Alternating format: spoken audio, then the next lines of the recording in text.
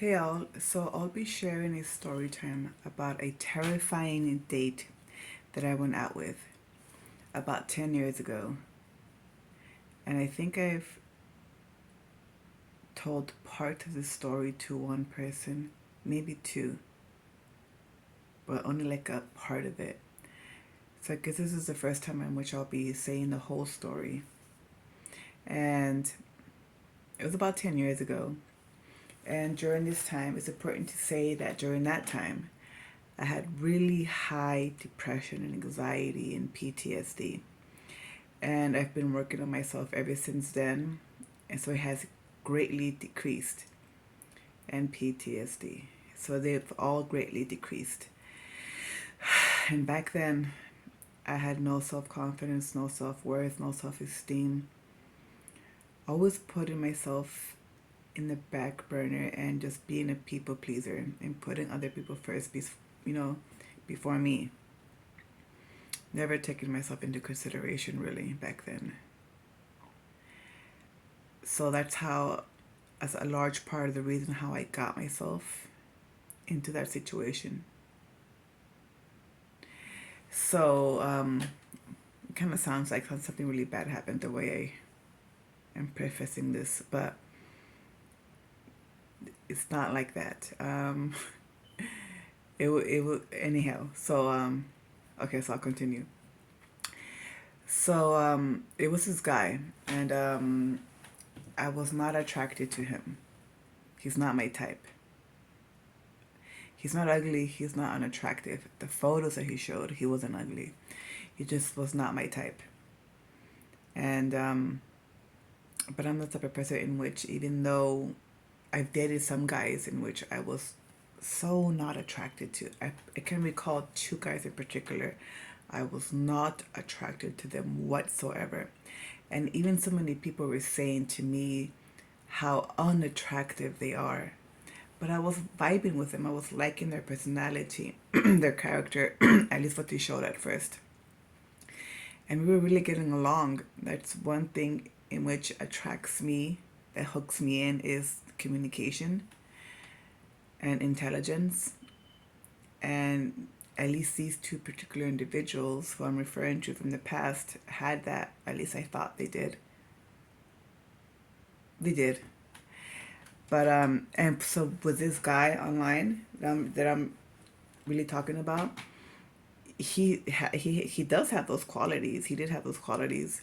So when we were speaking on the phone, and so we decided to go out.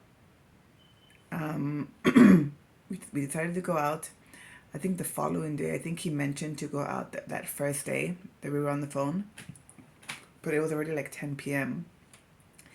And so there was nothing open. Like I wanted to get to know the guy, and I wanted to be like maybe like a lengthier time that we would get to know each other during the day. And nothing was open, and I did not want to go to his house, and I did not want him to go to my house. You know, it's just unsafe. You know, it's reasonable too, in my opinion, to just meet in a neutral place. But this particular guy was this guy because I felt comfortable with enough with him over the phone, which now I see that it wasn't a smart move. We should have just met at a neutral place. Well, it's not that way. It shouldn't be that way every time. I guess you just have to gauge it. But nowadays, you know, maybe you should just meet in a neutral place. But anyhow, this guy, he picked me up from my work, and it was nighttime, but it was early in the evening, so things were still open. Restaurants were still open, and he wanted to go to a restaurant.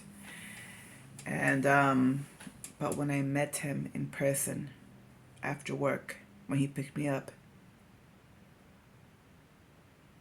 he didn't look like his photos. It looked like he took those photos 10 years ago from the point in which we met.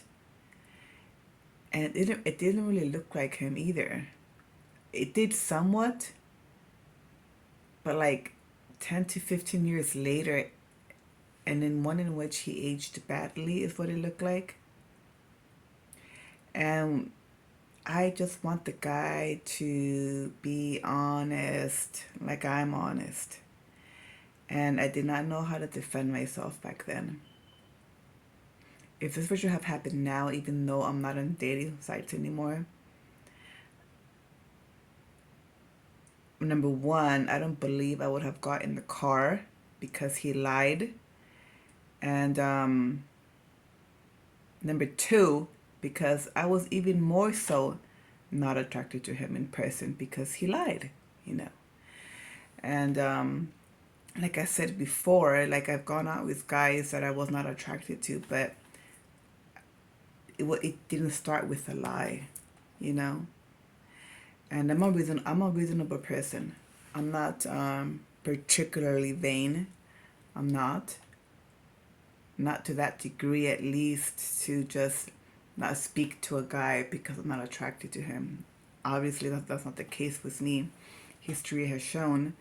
But this guy just lied to me. I just can't stand a lie. I just cannot stand a lie. It even gets me angry. But in that moment, I was just feeling bewildered, and I didn't want to get in the car, but that part is on me. I got in the car. He didn't force me in the car. I got in the car. And if it were to have happened now, I would not get in the car. And I would suggest for anybody not to do that either. You know, it felt like if it was a catfish, really. And so so I got in the car, and then when we were on the phone talking that first night, I did mention to him, I made it clear that I don't want to drink on the first night, no meeting at his house or my house. So we did not go to a restaurant like he wanted. He drove me to this park, this big park, and it was in an affluent area, and he's from that affluent area. I don't want to say the city. I don't want to say the name of the city. So and I'd never been to that part of town, and so we were driving up, of course, this hilly area, and the more you go up, the less lights there are, the more trees there are, which makes it even darker. Tall, beautiful, big trees. When you made whatever lights there were, it was covered by the trees, and it made it darker. And I'm sorry. You know what? I'm gonna pause because I wanna snack. So I'll be back. Okay, so I realized that this video is getting too long now. It's almost 8 minutes already. Jeez Louise. And I talk like a robot a little bit. I don't mean to, but anyhow, so we got to this big park from his area, and we got out of the car, and he led me to the trunk of his car, and he took out what looked like margarita mix in vodka.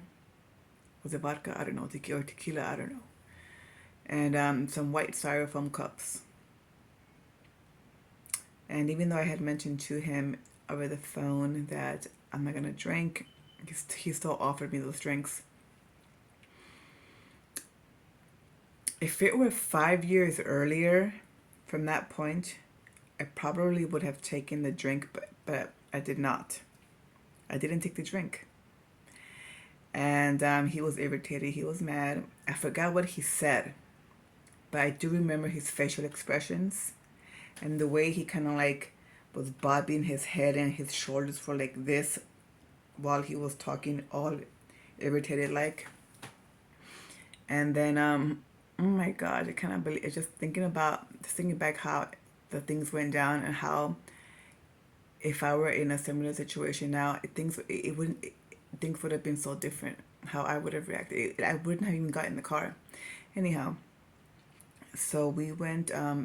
So we were going up this hill, and walking up this hill to this bench, which now makes me realize that he probably planned for us to go to up the hill, up the bench, with the cups in his trunk instead of us going to a restaurant. It's just hitting me now. That's probably what he planned all along.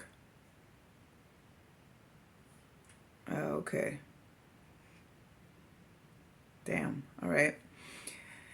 So we were walking up that bench to the bench on the hill, and then he began directing me on how to position my body on the bench. I think he either said for me to lie my body across the bench, or for him to do that and for me to get on top, or for me to lie across the body and for him to get on top of me. But I did not do that. Um, I did sit down, and then he began to put his his thighs over my thighs, and I felt so effing awkward and creepy, and, and kind of, and it was beginning to get scarier, and I forgot what I said. I forgot what he said during that awkward creepiness, and we eventually got up. He was increasingly irritated and angry, and then he said to me, well, before I mention what he said to me, um, he makes it important to the story for me to say to you guys that he's not from this country, okay? And he makes it important to the story for me to mention that. So he was born and raised in another country. He came here with his family when he was around 7 years old or so. I'm not going to mention the name of the country because really, I don't want to single out a country. I don't want to make it seem that way, because really any man or woman can have these ignorant thoughts from any country. And so what he said was that the American women here are insipid with no passion, and that they're not loving or caring or warm, and that the woman from his country would have taken the drink, that the woman from his country would have lied across the bench on his body, and they would want to go to his home the first night, that they all would. And I thought to myself, well, why doesn't he go back to his country and get himself a wife and come back here, since he likes it here so much? But of course I didn't tell him that. And so that was surprising that he said that. And so then that's when it snowballed a lot for me in my head, more than it already was. And that let me know what type of person I'm really dealing with. And I was really scared because he had mentioned to me that he knows martial arts. He had told me over the phone before we met. So I'm assuming, I mean, that's a part of the reason why I didn't just walk away. Even if he didn't know martial arts, I don't know, would have changed? Would that have changed? Would I have just plainly just walked away and not got in the car? I don't know. I think I still probably would have gotten in the car, even though he would never have mentioned about him knowing martial arts, because I thought that if I walk away, he can just catch me and put me back inside and do his little martial arts on me. That's definitely what I was thinking. But what if he didn't tell me that? Would I still have done it? Would I have just walked away and found my way back out somehow into the city? I don't know. I, I think I would have gotten in the car, because my mind was that small when it comes to me defending myself. Not small in general, just when it comes to me, it was small. And how I treated myself, it was small. And so I got in the car, and he kept going on and on. And I was getting increasingly scared. I thought I was gonna die. I thought he was gonna kill me. I thought he was gonna R-word me. I thought he was going to use his martial arts on me to make me expire. And I thought to myself, so this is how I'm gonna die at this young age. And this is the way I'm gonna die? Jeez Louise.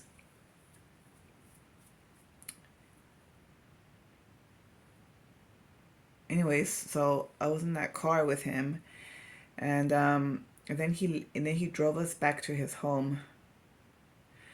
And so then he got out of the car, he knocked on the door to see if anybody was there, and nobody was in there. So then he came out, he opened the door to the car. He opened my door and he told me to get out because there's nobody in the house, so we can go inside. Which I had already made clear to him over the phone that no, I wasn't going to do that. So I told him again when he told me to get inside. And again, he got increasingly angry and irritated, going on again about American women and about the women from his country are much better, so he said.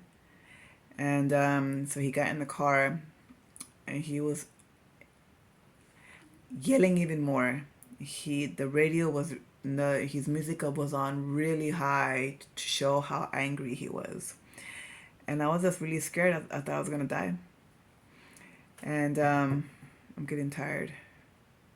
Anyhow, so we were driving down the hills, and I had no idea where we were gonna go. I thought I was like just gonna die. And geez, I could just imagine now how that would go if it were to happen. If suddenly I'm with a guy and he's very nice and he just snaps. I could imagine myself now just opening the door to the car and just rolling out versus me being awkward and, and expired by him. I can imagine myself doing that. But then there was no way I could do that back then. And I didn't do that. So when we finally reached the city and there were lights and there was a red stoplight finally. He told me to get out of the car, which made me feel really grateful. From being extremely scared, thinking I was gonna die, to extremely grateful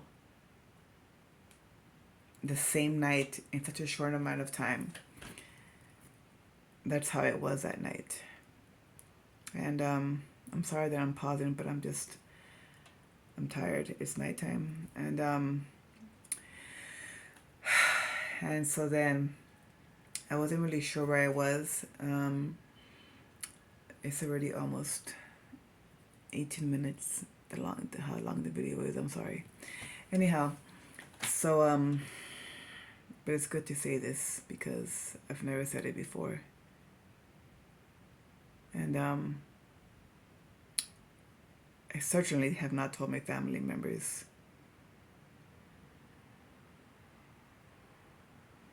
Not that they're really family to begin with, but so I got on a bus. I had no idea what bus that was because I'm not used to taking buses. I just kept walking until I found a bus stop, and I was on the bus hoping to eventually find a street that I'm familiar with, and then I got off that street that I was familiar with finally, and then I waited for a second bus, and I got on that bus, and it actually took me to almost to where my work at my job site to get my car from the parking lot.